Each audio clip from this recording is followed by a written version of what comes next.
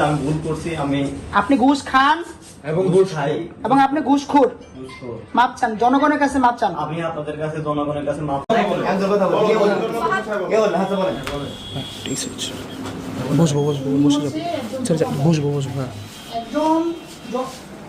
একজন ক্লায়েন্ট যখন আমার কাছে আসে যে আমি পাসপোর্ট করবো, তখন পাসপোর্ট করতে যদি ৬,০০০ টাকা লাগে, তখন উনি বলে আরো ২,০০০ টাকা এক্সট্রা লাগবে। এটা সে প্রতিনিধি করে ২,০০০ টাকা এক্সট্রা কেন লাগবে? আমাদের পাসপোর্ট অফিসে টাকা দিতে হয়। পাসপোর্ট অফিসের টাকাটা কোন অফিসার কাছে দিতে হয়? এক অফিসার। এখন প্রমাণ হচ্ছে আমরা ওনার কাছ থেকে ফোনটা বের করে ওনাদের দুজন নাম্বার পাওয়া গেছে এবং ওনাদের সাথে কথা বলছে, এখানে যথেষ্ট প্রমাণ আছে, টাকা পয়সা লেনদেনের প্রমাণ আছে, ডাচ বাংলা ব্যাংকে লেনদেন করছে, বিকাশে লেনদেন করছে।